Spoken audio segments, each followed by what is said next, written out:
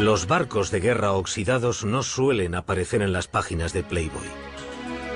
Aún así, entre los desnudos de la edición griega de 1996 hay fotos de un barco llamado Leone.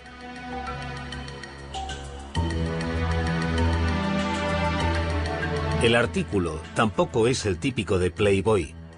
Describe cómo el Leone, un destructor estadounidense de la Segunda Guerra Mundial, se desguaza tras medio siglo de servicio y casi 4 décadas con la Marina griega.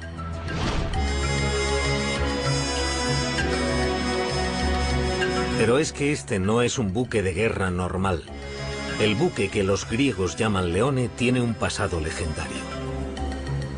Hace mucho tiempo se lo conocía como el USS Eldridge, en la época en la que supuestamente fue objeto de un audaz experimento de teletransporte e invisibilidad.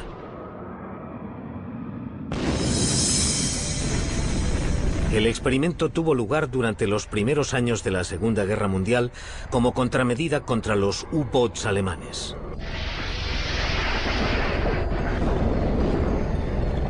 Los convoys aliados eran un salvavidas.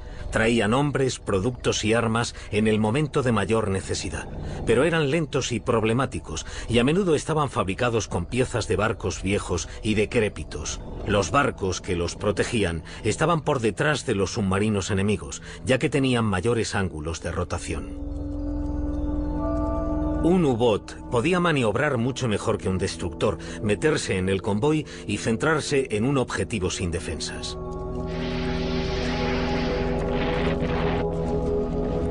Solo en 1942 se torpedearon y se hundieron más de 1000 barcos aliados. Para combatir a los submarinos, la Marina estadounidense desarrolló un barco de guerra más manejable llamado destructor escolta. Un destructor escolta es un barco antisubmarino. Es como un destructor, pero no es tan rápido. Y tiene un radio de giro mucho más pequeño. Puede que no solo tuviera una mejor maniobrabilidad. Los que creen en el experimento Filadelfia dicen que había planes para darle al destructor escolta una gran ventaja sobre los submarinos. Invisibilidad.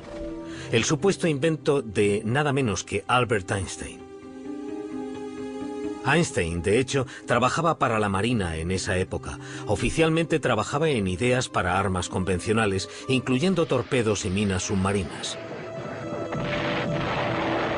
Pero eso era para ocultar el verdadero proyecto de Einstein, o eso dicen los que creen en la historia, entre ellos un supuesto testigo ocular del experimento llamado Carlos Allende. Según Allende, la Marina usó una variación de la teoría del campo unificado de Einstein, que en ese momento estaba supuestamente incompleta. Usaron la teoría del campo unificado para curvar la luz, para volver invisible el barco, porque estaba rodeado de una niebla electromagnética. También fue Allende el que desveló la identidad del presunto barco de pruebas, un destructor escolta. Para asombro de los espectadores, no solo era indetectable para el radar, sino invisible también ópticamente. El Eldridge consiguió presuntamente la forma suprema de camuflaje, la invisibilidad. Pero entonces tuvo lugar un efecto aún más extraño: teletransporte.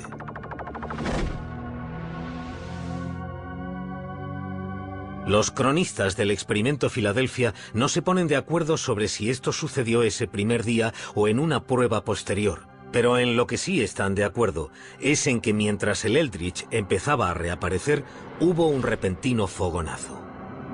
Entonces el barco desapareció otra vez y simultáneamente volvió a reaparecer en el muelle de Norfolk, Virginia, a 500 kilómetros de distancia. Tras unos minutos desapareció de Norfolk y reapareció en medio de otra niebla verde cargada de ozono en Filadelfia. Tras ese milagroso viaje, el USS Eldridge regresó ileso. Pero el caso de la tripulación fue totalmente distinto. Los hombres quedaron molecularmente enganchados al barco, unidos con el barco cuando se teletransportó. Los hombres se volvieron locos, se quemaron o quedaron invisibles. Fue espantoso.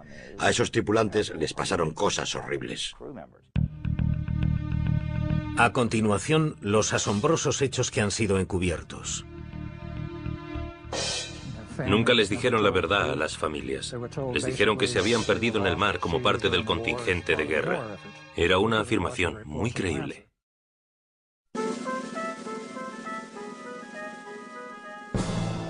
Muelle naval de Filadelfia, verano de 1943.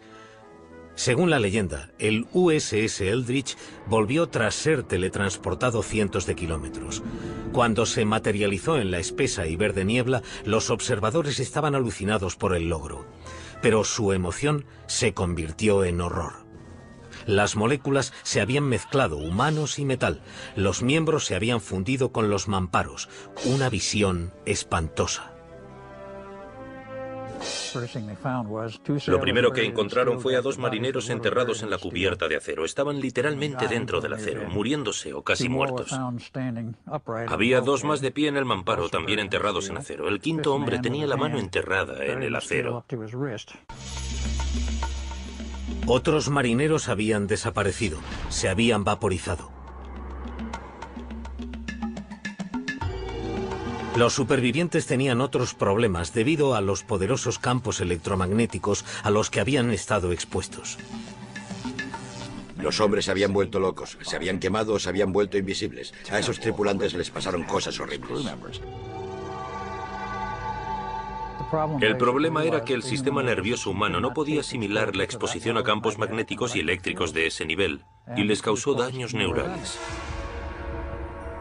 El daño nervioso era tan grave que algunas de las víctimas fueron internadas mientras se las clasificaba como muertas en combate. Nunca les dijeron la verdad a las familias. Les dijeron que se habían perdido en el mar como parte del contingente de guerra. Era una afirmación muy creíble. En una de las versiones de la historia, los hombres eran susceptibles a algo llamado congelación, que era entrar y salir de la invisibilidad.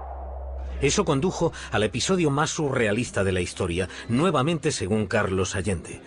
En una taberna de los muelles había un grupo de marineros del Eldridge bebiendo. Una cosa llevó a la otra y estalló una pelea. Era una bronca de bar, pero con una diferencia. Los marineros aparecían y desaparecían. Los marineros involucrados en el altercado se volvieron invisibles. Se disiparon en el aire ante los asustados clientes y camareras. Estaban ahí y de repente habían desaparecido.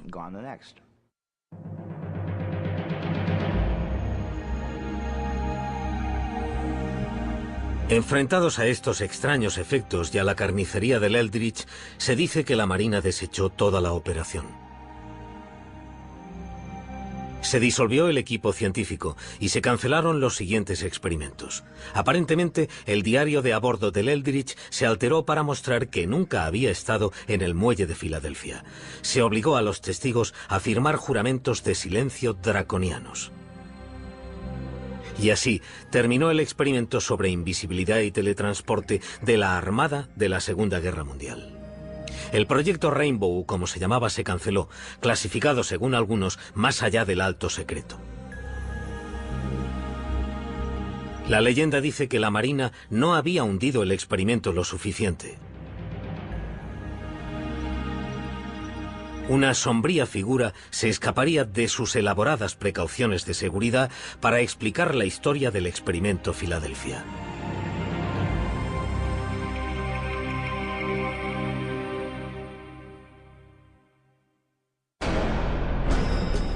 A continuación, los secretos de la Marina anotados en un libro legendario, unas revelaciones sorprendentes. Esos tres escritores resolvían todos los misterios del universo. Hablaban de modos y métodos de viaje usados por los ovnis. Hablaban sobre el comportamiento y la ética de los seres que gobernaban esas naves espaciales.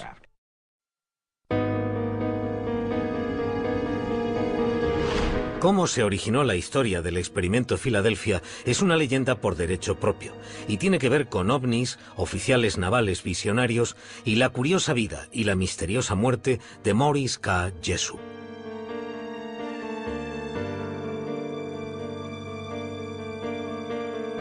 Jessup era científico y escritor, uno de los primeros investigadores de lo paranormal.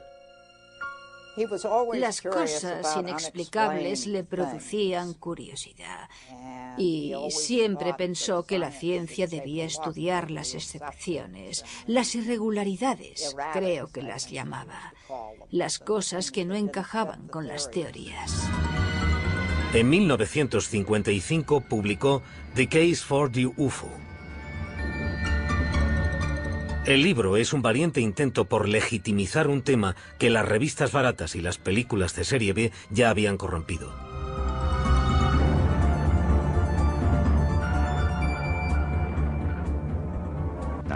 Hay que entender que la época en la que Jessup se interesó por los ovnis era posiblemente la peor época para tener algo que ver con los ovnis. El gobierno tomaba duras medidas contra cualquier creyente.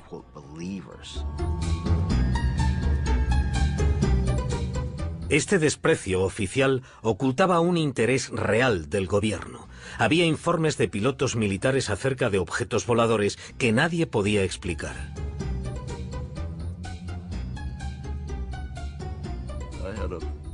Tenía un hombre trabajando para mí, un teniente llamado Bill Ditch, que era uno de mis trabajadores más brillantes.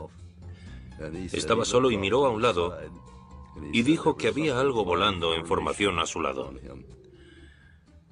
Y estuvo allí durante 5 o 10 minutos y entonces, según él, se separó. Dijo que tenía forma de plato y que brillaba levemente. Los informes de ovnis de los pilotos de la Marina se enviaban al Proyecto Libro Azul, la investigación de las fuerzas aéreas, pero la Marina rara vez recibía alguna respuesta. Nunca nos dijeron absolutamente nada. Era una vía de una sola dirección. Para nosotros, era un hundimiento. Como las fuerzas aéreas les ponían trabas, algunos oficiales de la Marina iniciaron su propia investigación no oficial sobre los ovnis. Entre ellos estaba el teniente comandante George Hoover y el capitán Sidney Sherby de la Oficina de Investigación Naval. Un día de 1955, un objeto misterioso llegó al cuartel general de la oficina y despertó el interés de los oficiales. Venía en un simple sobre marrón y con un tríptico saludo. No tenía remitente. El sello era de Seminole, Texas. Y por detrás, garabateado, decía «Felices Pascuas». En el sobre había una copia de bolsillo de The Case for the UFO de Morris K. Jessup. Los márgenes estaban llenos de comentarios en tinta de 3 colores diferentes y aparentemente en 3 caligrafías diferentes. Si leías los comentarios garabateados en el libro, esa gente hablaba de que estaban en algún lugar de la superficie de la Tierra. Los alienígenas, si queréis llamarles así. Esos 3 escritores resolvían todos los misterios del universo. Hablaban de modos y métodos de viaje usados por los ovnis. Hablaban sobre el comportamiento y la ética de los seres que gobernaban esas naves espaciales.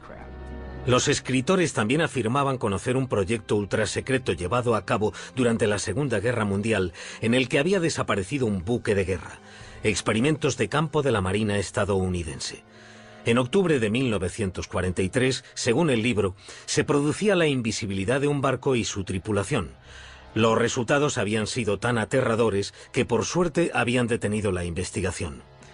Es la primera mención a lo que se conocería como el Experimento Filadelfia, el nacimiento de una leyenda.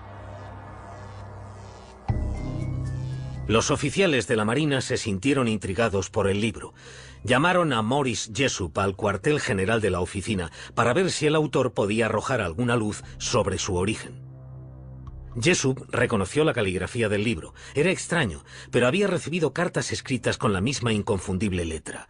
Estaban firmadas por un hombre que se identificaba como antiguo marino mercante, Carlos Allende.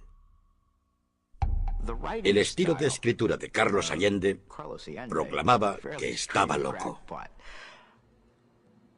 Aún así, quizás el hombre solo exageraba algo que había visto o había oído. Desde entonces, la gente se ha mostrado perpleja ante el aparente interés militar de alto nivel en un libro sobre los ovnis. Morris K. Jessup quedó asombrado por el interés de la Marina. Se dice que empezó su propia investigación sobre el experimento Filadelfia. En 1959 presuntamente hizo un gran descubrimiento e iba a compartirlo con un colega llamado Dr. Manson Valentine.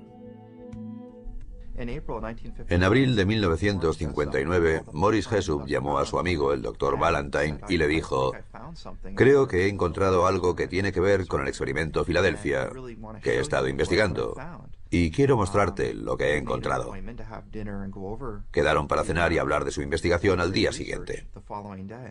Sin embargo, al día siguiente, el 20 de abril de 1959, se descubrió el coche de Jessup en un parque de Coral Gables, Florida. El motor aún estaba en marcha. Había una manguera que iba desde el tubo de escape al interior del coche. Dentro estaba Morris K. Jessup, que todavía respiraba, aunque murió poco después envenenado por el monóxido de carbono. Aparentemente suicidio. ¿Lo era? Es muy interesante que en lugar de ir a casa del Dr. Valentine, eligiera ir a un parque y, presuntamente, suicidarse. Desde entonces, la naturaleza de la muerte de Jessup ha sido muy controvertida.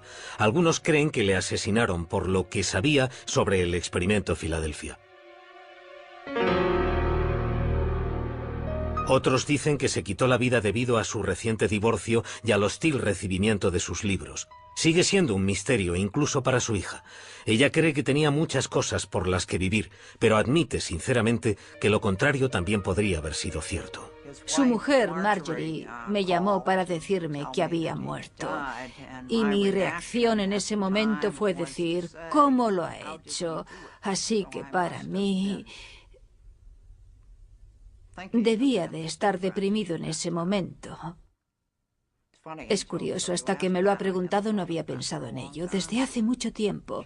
Pero dijo que había muerto y yo pregunté, ¿cómo lo ha hecho? Sea como sea, la muerte de Morris Jessup añade misterio y credibilidad al experimento Filadelfia. Es una historia muy triste, pero que hiciera eso ayudó a propagar y autentificar los rumores de que había algo, que esto tenía algo de cierto.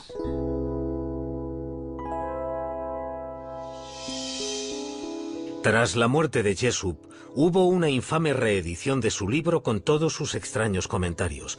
Se rumoreaba que contenía los comentarios de 3 extraterrestres. El público oyó hablar de la llamada edición Barrow, pero nadie consiguió un ejemplar.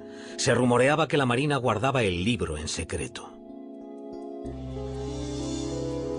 Asimismo, todo el mundo había oído hablar de Carlos Miguel Allende, pero nadie podía encontrarle. La gente buscaba a Carlos Miguel Allende por todas partes, pero él no paraba de moverse. Cambiaban los pueblos, cambiaban los sellos, cambiaban las direcciones remitentes. Siempre se estaba moviendo. Creía que estábamos todos de acuerdo en que no se le encontraría, que era un hombre muy misterioso. Posiblemente temía por su vida debido a lo que había visto.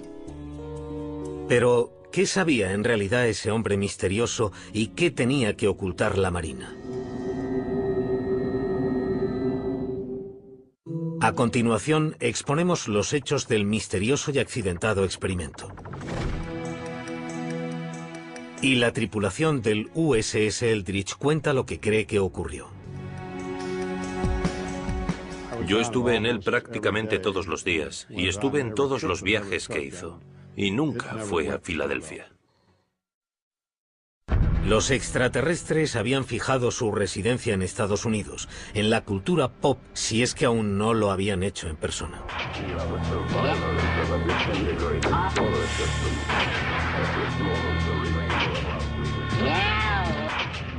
Los ovnis, Roswell, los ovnis de los 50, Expediente X, Alien, más Alien, hombres de negro, monstruos del lago Ness, juguetes, camisetas, figuras, libros, juegos. Todo esto forma parte de la historia paranormal de los últimos 40 años. Todo está en mi mazmorra. Bienvenidos a mi mundo. Como muchos otros jóvenes investigadores de ovnis en los años 60, a Robert Gorman le fascinaba el hombre misterioso del experimento Filadelfia, Carlos Miguel Allende. Pero a diferencia de otros cazadores de Allende, Gorman vive en New Kensington, Pensilvania, el mismo lugar desde el que Allende envió muchas de sus cartas. Pensé que si alguien podía encontrar a Allende sería yo, porque vivo en el mismo pueblo y no tengo que viajar mucho. Tendría que poder intentarlo, y a finales de los 60 lo intentaba con fuerza. Gorman y los demás tenían pocas cosas con las que trabajar. La única información sobre Allende era su número de identificación de marinero, que incluyó en sus primeras cartas. Aparecieron hombres que afirmaban ser Carlos Miguel Allende, pero eran impostores que no podían presentar documentos de la Marina.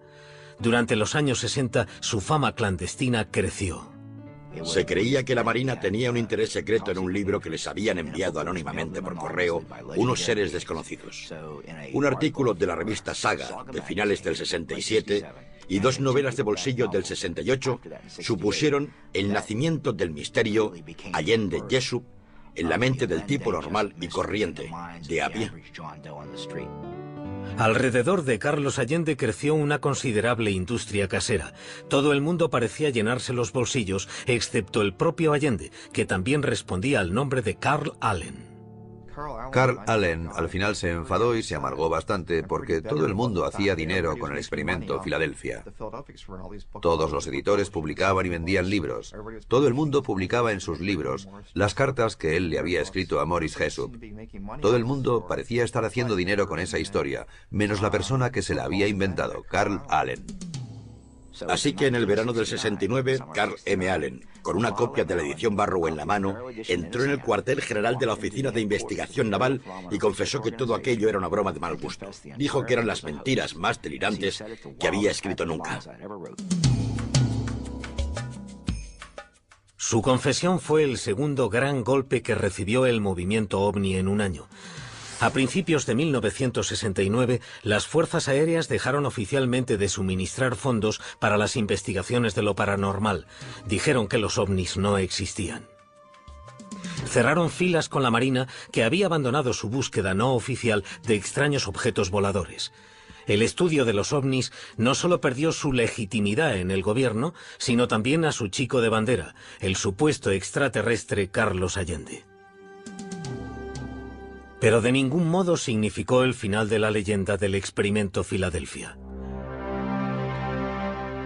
En 1975, el Triángulo de las Bermudas de Charles Berlitz se convirtió en una sensacional editorial. Entre los informes sobre barcos y aviones desaparecidos estaba la historia del experimento del barco invisible de la Segunda Guerra Mundial.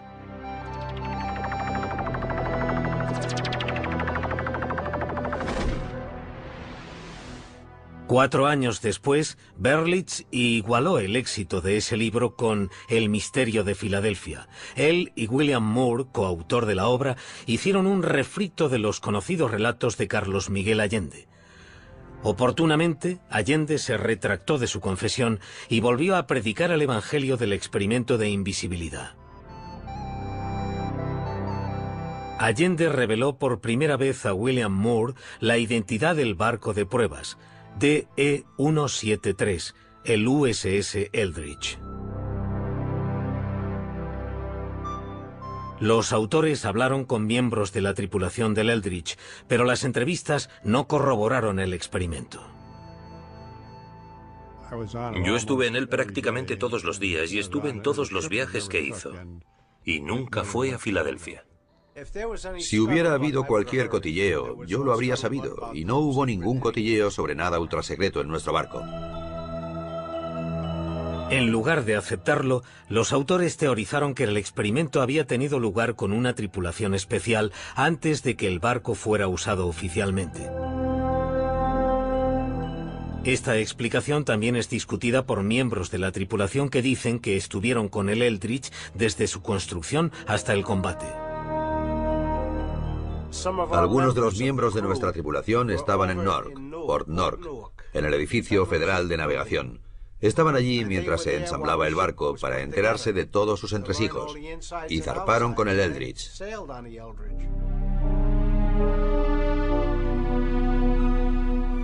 Mientras los miembros de la tripulación ridiculizaban la idea del experimento Filadelfia, el público lo aceptaba con entusiasmo. El libro fue otro éxito. Mientras se reavivaba el interés sobre este asunto, el hombre que se ocultaba tras él fue finalmente desenmascarado. Sucedió gracias a una increíble coincidencia. Robert Gorman y Carlos Allende vivían en el mismo pueblo, New Kensington, Pensilvania. En 1979, Gorman hablaba con un vecino, un hombre llamado Allen, que de repente le reveló que era el padre de Carl Allen, alias Carlos Miguel Allende, y que tenía documentos para demostrarlo. Me dijo: Carl nos envía cosas continuamente. Deje que vaya a buscar algunos de sus papeles. Desapareció y volvió al cabo de un momento con una caja bastante grande, pesada, con 2 asas, y me dijo: tome, puede usar todo lo que hay aquí dentro. Sírvase usted mismo. Miré, aunque me sentía bastante escéptico. No sé por qué me sentía escéptico. Y la abrí, y había un fajo de papeles de marinería. Y miré una esquina y vi esos hermosos números: 7416175. El mismo número que había enviado en la postdata de una carta a Jessup. Y supe que tenía el material auténtico, que no era un impostor. Fue un momento increíble. Sabía que tenía el material auténtico. Carlos Miguel Allende.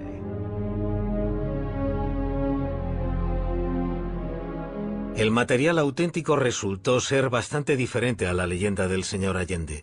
Su verdadero nombre era Carl Meredith Allen y había nacido en esta casa de Springdale, Pensilvania, en 1925. Lo primero que me viene a la mente sobre Carl Allen, mi hermano mayor, es que era muy inteligente. Pero no muy listo, no sé si me entienden. Tras una prueba de inteligencia, tuvo el segundo coeficiente intelectual más alto del condado, pero suspendió en el colegio. Aunque era un mal estudiante, era un lector voraz, con la excéntrica costumbre de anotar casi todo lo que leía. Tachaba lo que el autor había escrito y ponía su propia anécdota en el margen. Y creo que lo hacía porque no había aprendido a escribir. Así que se limitaba a cortar y pegar lo que otra persona había escrito. Se compraba un libro, lo llenaba de comentarios y lo enviaba por correo a alguien que pensaba que podría estar interesado en lo que él había escrito. Que garabateara The Case for the UFO y lo enviase al cuartel general de la Marina es típico de Allen.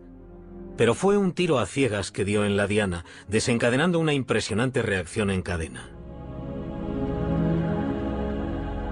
La Marina llamó a Jessup por casualidad. Jessup conservaba las cartas.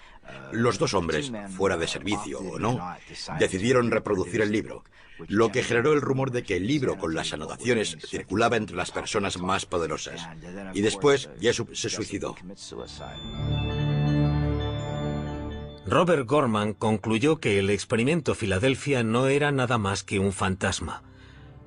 En 1980 publicó un artículo en la revista Fate titulado Alias Carlos Allende, en el que revelaba que el nombre era Allen, no Alien. Descubrió lo que cuesta matar una leyenda. Envié preguntas a diferentes e importantes personalidades relacionadas con los ovnis, gente que dirigía revistas, y lo que recibía era más que una simple evasiva. Casi me ponían en la lista negra. Todo iba bien cuando escribí artículos a favor de los ovnis y sobre los hombres de negro y los misterios del universo, pero no querían saber nada de Carlos Allende. El propio Allende contestó con amenazas de muerte. En el reverso de un sobre que envió a su padre, incluso mencionaba que el único motivo por el que no había matado a Gorman era porque aún no lo había atrapado. De hecho, ambos hombres acabaron por conocerse personalmente, pero en persona Allen era cualquier cosa menos intimidante. Probablemente el anticlímax de mi vida haya sido conocer al Carlos Allende de carne y hueso. porque no supuso nada mágico para mí. No me interesaba, no me intrigaba el destructor desaparecido. No me intrigaba saber si era un extraterrestre, porque sabía la verdad. ¿Fue el descrédito de Allen como testigo presencial el final del experimento Filadelfia o realmente ocurrió algo en 1943?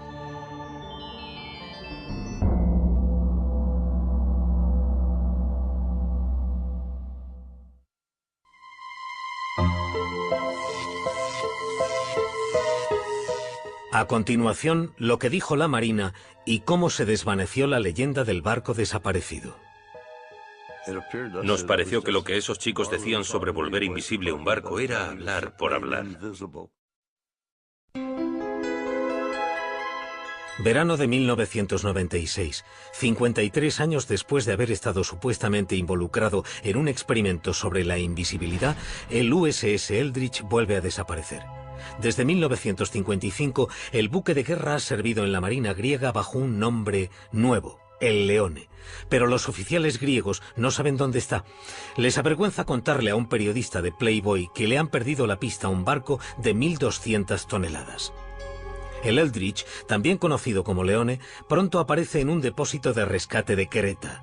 Su más reciente desaparición se ha debido a un error burocrático, no a un experimento ultrasecreto.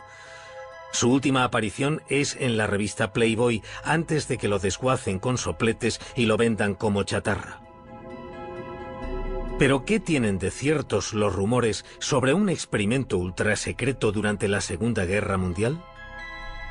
En esa época había la tecnología necesaria para volver algo ópticamente invisible. ¿Encontraron la manera de teletransportar un objeto de un sitio a otro instantáneamente? A principios de los años 40, en cierto modo se habían puesto en marcha técnicas de invisibilidad. Iban desde simples pantallas de humo a un ingenioso plan para camuflar los aviones que en clave se llamaba Yehoti. Proyecto Yehoti. Se equipan 2 aviones con faros sellados en las alas para iluminar la silueta del avión a cielo abierto. Tuvo un relativo éxito. La Marina consideró todas las opciones para esconder sus barcos de los submarinos que los rondaban, incluso el truco de un mago llamado Joseph Dunninger. El señor Dunninger, para obtener más publicidad, dijo que podía hacer invisibles los barcos de guerra. Convocó una conferencia de prensa para demostrarlo y dijo que, bueno, no tenía un barco de guerra y que, por supuesto, no cabría en una sala de hotel, así que haría desaparecer una foto. Y lo hizo. Hizo desaparecer la foto del barco de guerra. Los militares se enteraron y fueron a verle. Y le obligaron a decir que no, que realmente no tenía ningún modo de hacer invisibles en los barcos de guerra. Pero mencionó que había un par de técnicas que le rondaban por la cabeza que podrían hacerlos un poco más difíciles de ver. Lo que les dijo se mantuvo en secreto. Y Dunninger se lo llevó a la tumba. Otra práctica naval pudo alimentar la fábrica de rumores, una técnica para esconder a los barcos de las minas magnéticas llamada desmagnetización. La desmagnetización es un método en el que se ponen cables en el casco de un barco para hacerlo invisible a las minas magnéticas. Siempre sabíamos que iba a haber desmagnetización, porque recogían todos los relojes. Cualquier cosa que dijera la hora, lo recogían todo y lo dejaban en tierra para que el campo magnético no estropeara los relojes. Durante la Segunda Guerra Mundial, la Marina tenía una zona de pruebas poco conocida en Chesapeake Bay. Cualquier buque de guerra equipado con un equipo desmagnetizador les habría visitado. Y cuando un barco tenía un equipo de desmagnetización, se usaba en esa zona para ver si hacía contacto con alguno de los puntos de control o no. Y cuando pasaba y no dejaba ninguna señal, se consideraba que el equipo de desmagnetización funcionaba y se dejaba marchar el barco. La Marina sostiene que la fuente original de la leyenda del barco desaparecido fue una exageración del proceso de desmagnetización. Nos pareció que lo que esos chicos decían sobre volver invisible un barco era hablar por hablar. Y la invisibilidad de la que hablaban era la invisibilidad magnética para la desmagnetización. En cuanto a los rumores de teletransporte, algunos trabajos modernos en ese campo nos dan un poco de perspectiva. Por ejemplo, en Caltech, en Pasadena, sobre una mesa que flota sobre un cojín de aire. Disparando un rayo láser a través de un laberinto de espejos, los científicos producen un efecto llamado teletransporte cuántico. Es la realización en miniatura de algo sacado de Star Trek. Es algo tan fantástico en este momento, científicamente hablando, que está casi en el campo de la ciencia ficción. Sin embargo, los científicos solo han conseguido teletransportar partículas subatómicas llamadas fotones. Lo que no prevén es la manera de teletransportar cualquier objeto sólido, y mucho menos un buque de guerra de 1.200 toneladas. Si cojo un estado arbitrario de 300 partículas cuánticas, solo para escribir qué es ese estado, necesito más información que partículas hay en el universo. La idea de teletransportar un sistema material de cualquier medida está muy lejos de las capacidades técnicas de cualquier futuro previsible. Hay un pequeño pero intrigante punto de contacto entre el teletransporte y la historia del experimento Filadelfia. Se dice que fue Albert Einstein el que ideó el experimento, y el teletransporte cuántico utiliza un principio que Einstein llamaba acción a distancia, que es una misteriosa interrelación entre objetos distantes. Él fue el primero en señalar la existencia de ese recurso en un artículo de 1935. En un contexto totalmente diferente, no para usarlo como teletransporte. En realidad lo había sugerido como contraejemplo de la teoría de la mecánica cuántica. Aunque él no lo pretendiera, la teoría de Einstein se convirtió en una de las inspiraciones del teletransporte cuántico. Los hechos demostrables que hay en el experimento Filadelfia son muy pocos. Y aún hay algunas preguntas sin respuesta. ¿Por qué la Oficina de Investigación Naval se interesó por un libro sobre ovnis que contenía la historia de un barco de la Marina desaparecido? ¿Y por qué se suicidó el autor de ese libro en el momento en que iba a revelar todo lo que sabía? La historia del experimento Filadelfia ha sobrevivido al descrédito de su creador, Carl M. Allen. Ha vivido más que el propio Allen, que murió en un asilo de Colorado en 1994.